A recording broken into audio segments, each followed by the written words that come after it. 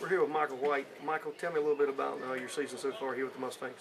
I really enjoyed it out here. It's been a great time for me. You have a great host family.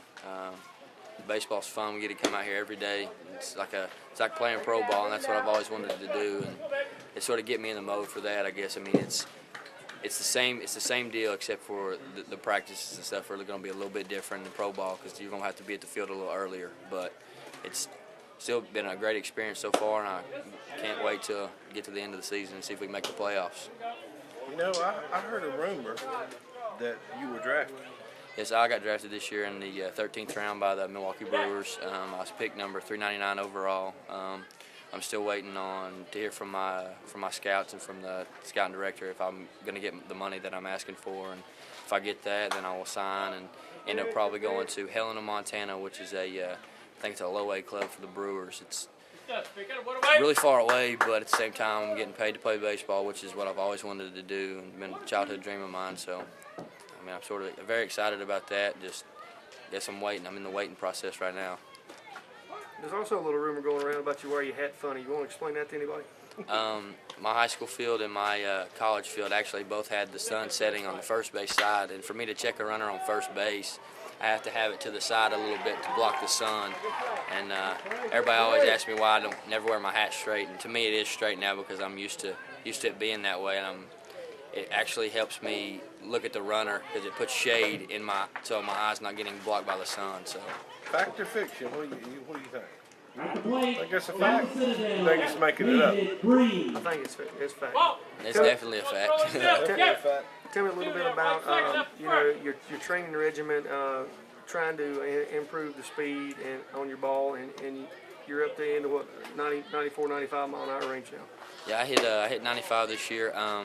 Really, what I did a lot of was a lot of legs and a lot of core, a lot of running. You got to do a lot of running to keep your arm in shape. Take the lactic acid out of your arm when you get done throwing. It's really what I do is the day before a game, I'll do sprints to get the lactic acid out, and just not a lot so I can save my legs. When I'm working out, I do a lot of lower body, a lot of core work to have my stamina. And throwing-wise, you really build your arm in the fall. You have to do a lot of long tossing, a lot of different bullpens, throwing a lot of long change-ups to strengthen your arm and to help strengthen your pitches to get the velocity that you're really wanting. And this year I hit 91 last year, and I topped out at 95 this year. So I had a 4 mile an hour jump, and I feel like my arm's just going to do nothing but keep getting better if I keep doing the same stuff.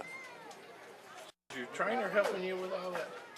Well, really, honestly, no. I mean, this is pretty much a do your own type of deal, I guess, out here. But so you got to be really, I guess, grown up about it and have your persona of I'm gonna go out and I'm gonna do this today. I'm gonna get this done instead of, well, it's just a summer ball. I can slack off a little bit, not do this, not do that. You've actually got to do it on your own. So it's been a little tough, I guess, getting into that regimen. But I've figured it out, and I like really doing it because it's what I want to do. So to get to where I want to get, I've got to do it. So in a perfect world, you'd get your pick. If you had your choice right now, where would you go? Where would I go? I would go to Milwaukee. That's been my favorite team ever since I was a little boy. I mean, I love watching Milwaukee baseball. The field, their mascot, everything they've got about them, I really like it. And they've really impressed me. So, and right now they need pitching. They need a lot of pitching. I think they let a guy go a few weeks ago. He was sitting 86 to 88, and they're wanting guys to sit in the low 90s, touching a mid to upper 90 on our fastball for their starters, and their starters ain't doing that. So they need a lot of pitching, and I feel like I could be a guy for them to come out and do that. Hey, we're still with Michael White. Got one more question for you. Okay. I want to know how Martinsville's treated you, and how does your host family treat you? My host family has been awesome. I mean, Mary and Rick Martin are two of the best people I think I could have met, and they've really, took me into their home. I guess it's their own son. I mean, they gave me a place to stay, stuff to eat. I mean, if we get great food, we come home, and if we're not, we get home late, and they'll give us the leftovers of what they ate for dinner. And if we come home, say we get home early and they're starting to cook, I mean, they'll cook us steaks outside on the grill or something like that, or cheeseburgers and hot dogs. And pretty much just anything. I mean, we're allowed to go upstairs and get in their fridge and get what, you know, if we don't have anything downstairs in our refrigerator, we can go upstairs and get what we want. And, That's like I mean, being at home. oh, it's then, exactly isn't it? like being at home. I mean, I Come really home don't and feel get your leftovers. like I'm away at home when I'm at my host family's house, because I feel so at home with them and the family that I'm actually with. Where are you from? I'm from Knoxville, Tennessee. Knoxville, Tennessee. Yeah, it's about 5 hours from here, so it's not that bad of a drive. But I mean, I do miss my home, but I mean, it's like being home here anyway. So it's still good. I still get to see my family. They come up about every 2 weeks to see me. So where are you going to school at now? Next year I'll be going to Western Carolina.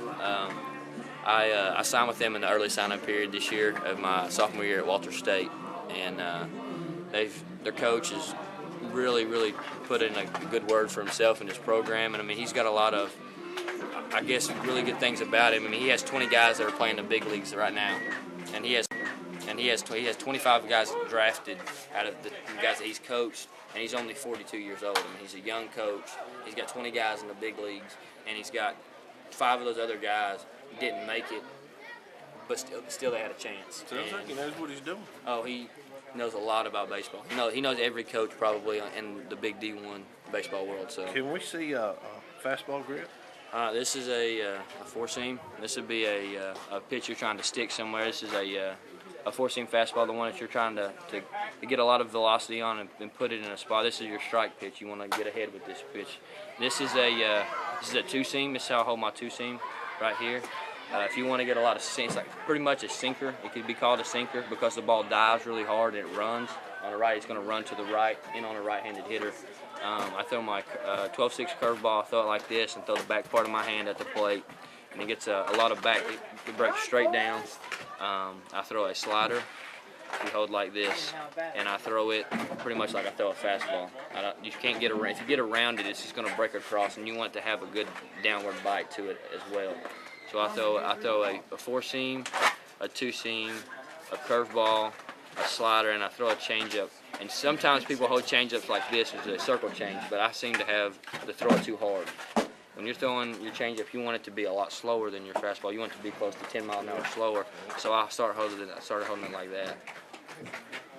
Yeah, so it gets a lot of sink to it, a lot of sink, a lot of run. If you change the speed a lot, it looks like a fastball, but the bottom falls out of it and they swing over top of it. So that's what you really want with a changeup. It's pretty much the most deceptive pitch in baseball. You know, Chad throws a sinker. Let me show you how Chad holds it. He holds just like this, because when he throws it, it sinks.